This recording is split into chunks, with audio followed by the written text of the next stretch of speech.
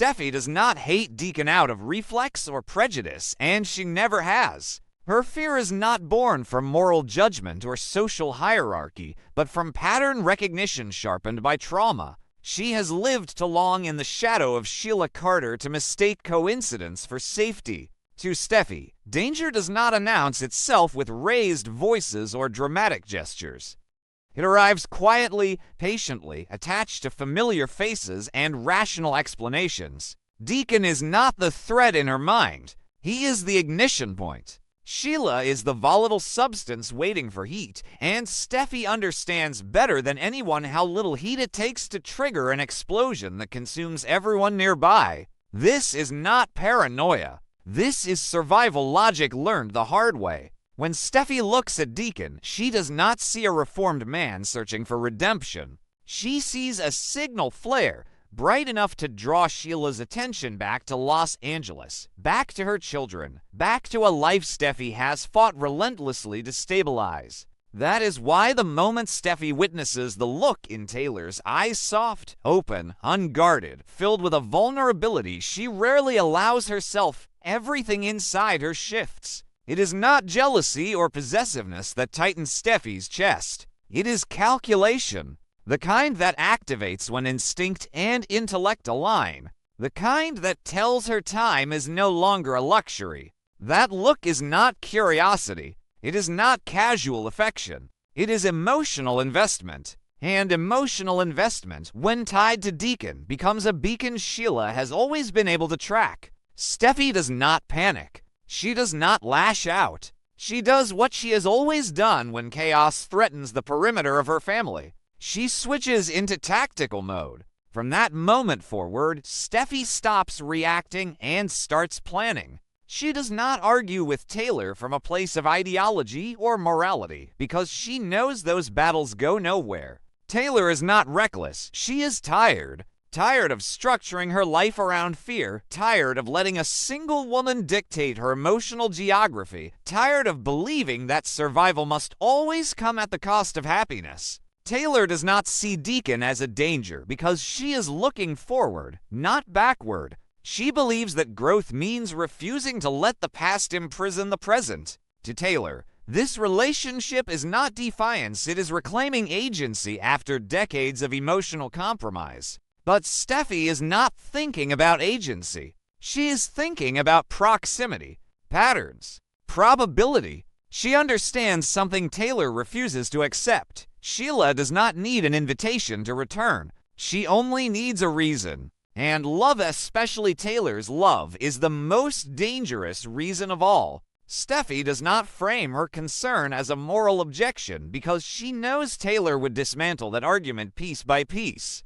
Instead, she reframes the battlefield. She makes it about exposure, about risk, about children, because that is where logic becomes undeniable. Steffy's first ultimatum is measured, almost gentle in its delivery. She asks Taylor to step back, to slow down, to create distance. Not because the relationship is wrong, but because timing matters when dealing with predators. She proposes space as a buffer, a pause long enough to ensure that no signal is sent, no trail is left for Sheila to follow. To Steffy, this is compromise. It is not exile. It is containment. She is offering Taylor a way to keep her heart without endangering the perimeter. Taylor refuses, not out of stubbornness, but out of exhaustion. She has spent many years shrinking herself to accommodate fear. Every major decision in her life has been filtered through the question of how Sheila might respond,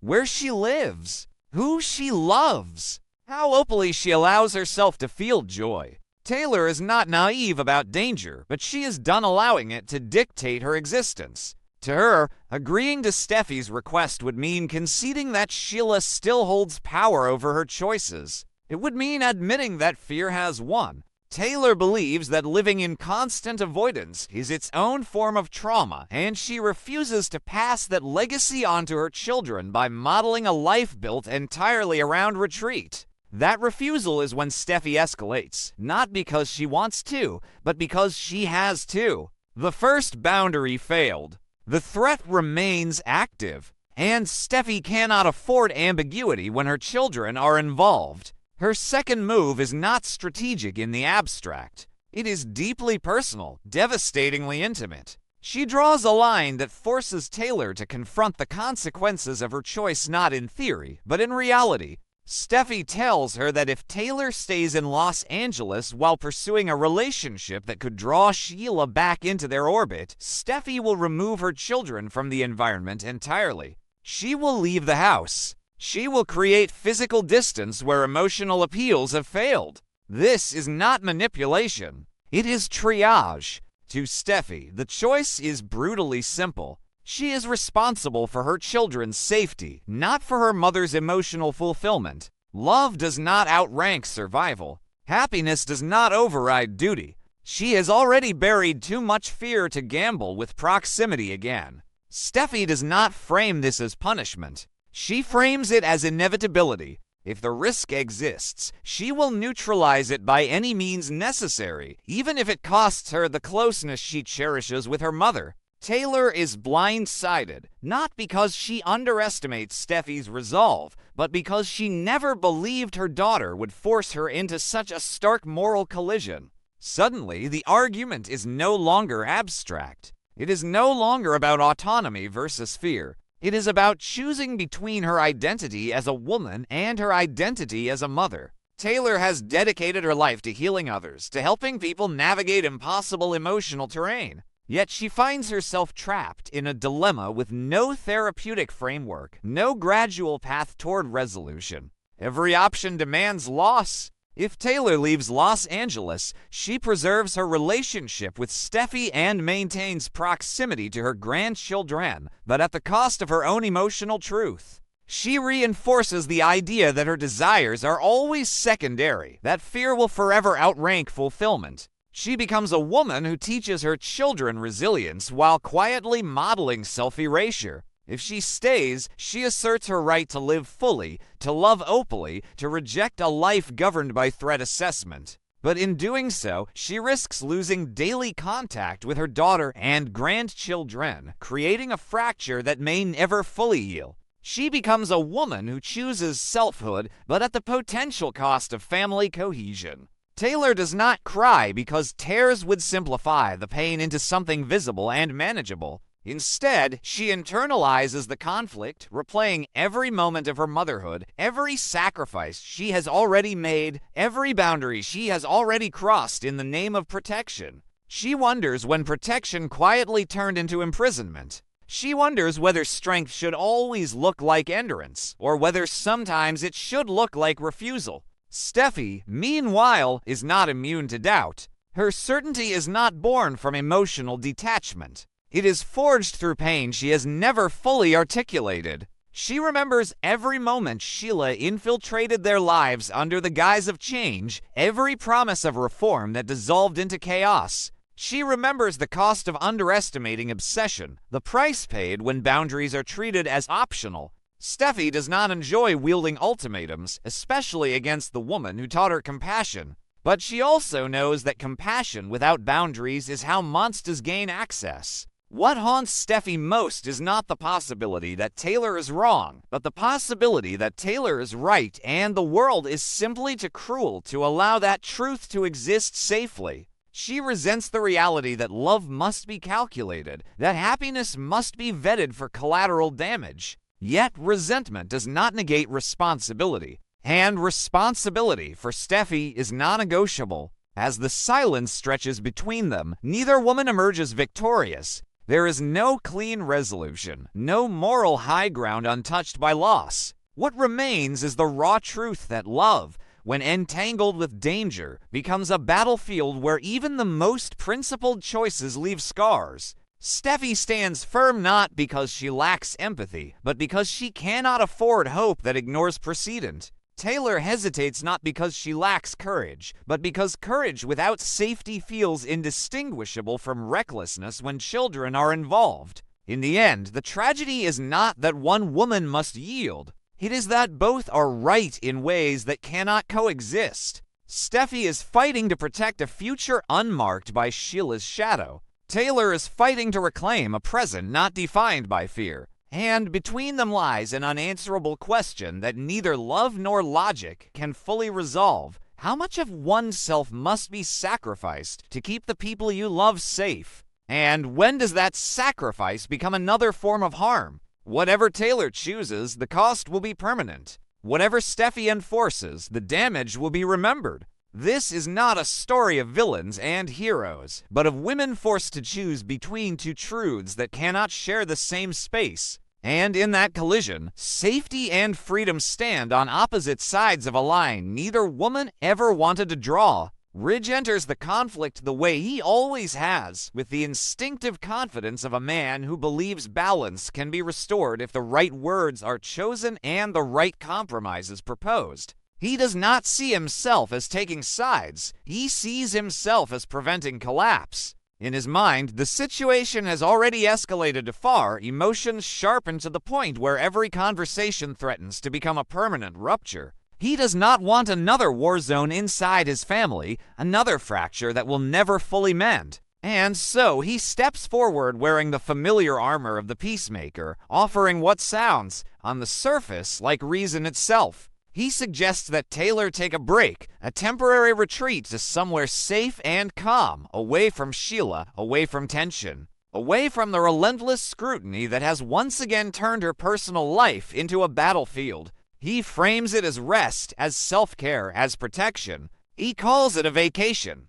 To Ridge, this solution feels elegant. No confrontations, no ultimatums, no declarations of victory or defeat. Just distance, time, and the soothing illusion that space alone can neutralize danger. He believes he is giving Taylor dignity by allowing her to leave on her own terms without forcing her hand publicly. He believes he is giving Steffy peace by reducing the immediate threat she perceives. He believes he is preserving the fragile architecture of the family by removing the most volatile variable from the equation. What Ridge does not see, or perhaps refuses to see, is the historical weight of what he is proposing. He does not hear the echo of every moment when Taylor's needs were set aside in the name of stability, every instance when her life was rearranged to accommodate someone else's fear, someone else's crisis, someone else's comfort. Steffy hears it immediately. She understands the language Ridge is using because she has grown fluent in it herself. She recognizes the strategy not because she agrees with it, but because she has employed versions of it before. She knows that what Ridge is offering is not rest, but removal, not a pause, but a displacement designed to lower the temperature without addressing the source of the fire. To Steffy, this is not cruelty, it is logistics. She does not romanticize it. She does not pretend it is fair. She simply sees it as the most efficient way to restore a sense of control. Taylor leaving buys time. Time dulls urgency. Distance weakens connection, and weakened connections are easier to manage. But Steffy also understands something Ridge does not fully grasp, the difference between choosing to leave and being managed out of the picture. She knows that intent matters less than impact. And the impact of Ridge's proposal lands with surgical precision on the most vulnerable part of Taylor's identity. Taylor hears the offer for what it truly is the moment it is made, not because she is cynical, but because she has lived this pattern too many times to mistake it for kindness. She understands that calling it a vacation does not change its function. She understands that safety is being used as a justification, not a collaboration. Once again, her life is being framed as a variable to be adjusted, a risk factor to be mitigated, rather than a narrative she is allowed to author herself. The wound is not the suggestion itself, it is the assumption beneath it. The assumption that her presence is the problem, that her choices require containment. That peace can only exist if she removes herself from the equation. What cuts deepest is not that Ridge believes this will help. It is that he believes it without asking her what help would look like to her. There is no conversation about what Taylor wants, what she needs, what she is willing to risk, or what she is no longer willing to surrender. The decision is presented as a solution already agreed upon by everyone else. All that remains is for Taylor to comply. Taylor feels the humiliation before she names it. It arrives quietly, settling into her chest like a familiar ache she once thought she had healed. She has spent her life advocating for emotional agency, teaching others how to reclaim their narratives, how to step out of cycles of fear and control. Yet here she is again, standing at the center of a decision that has already been made for her, being asked to accept displacement as though it were a gift. The irony is almost unbearable. She wants to argue, not with anger, but with clarity. She wants to say that leaving does not eliminate danger, it merely relocates it. She wants to point out that Sheila's existence is not neutralized by geography, that fear cannot be outpaced by distance. But more than that, she wants to say something simpler and more painful, that she is tired of being the one who leaves, tired of being the solution that involves disappearance, tired of learning that peace in her family often comes at the cost of her presence. Steffy watches her mother absorb the proposal, and despite her resolve, something tightens inside her. She tells herself that this is necessary, that discomfort is an acceptable price for safety. She reminds herself of everything she has endured, everything she has protected her children from, everything that could happen if Sheila senses vulnerability. But beneath that rational armor, there is an unspoken truth Steffy avoids examining too closely. She is not just afraid of Sheila. She is afraid of losing control over a narrative she has built to survive.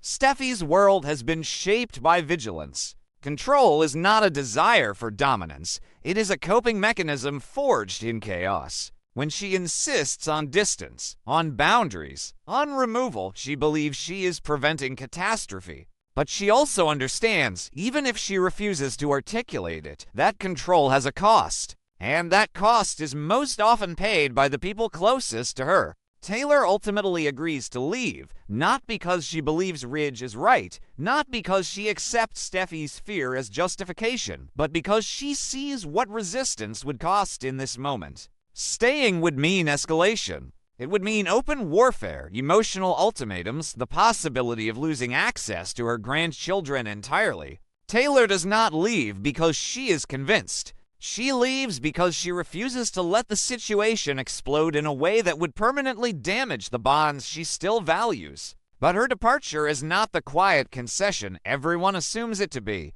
It is not surrender. It is not retreat. It is not fear. What no one understands is that Taylor leaves carrying something far more dangerous than defiance. She leaves carrying resolve. The humiliation stays with her, sharp and clarifying. It strips away the last remnants of illusion she held about how her role in this family is perceived. She sees now, with painful clarity, that love does not exempt her from being managed. That motherhood does not grant her immunity from being repositioned when her presence becomes inconvenient. That healing others does not guarantee respect for her own autonomy. And in that clarity, something inside her hardens not into bitterness, but into purpose. Taylor does not leave to disappear. She leaves to think, to observe, to plan. Distance, she realizes, can be a weapon as much as it is a shield. Away from the constant pressure to accommodate everyone else's fear, she begins to examine the structure of control that has shaped her life.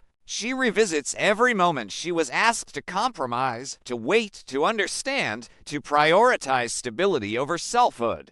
Patterns emerge that she can no longer ignore. She recognizes that Steffy's fear, while real, has become a governing force that dictates not only her own choices, but the choices of everyone around her. She recognizes that protection has quietly transformed into authority, that safety has become leverage, and she understands something that terrifies her even as it empowers her. If she does nothing, this pattern will repeat forever. Taylor's plan is not fueled by revenge. It is fueled by reclamation. She does not intend to return to Los Angeles asking for permission. She intends to return having dismantled the narrative that allowed her to be exiled in the first place. She begins to envision a future where her presence is not framed as a liability, where her relationships are not subject to preemptive evacuation orders, where her love is not treated as a risk factor to be managed by others. She knows this will require patience, strategy, and a willingness to tolerate misunderstanding.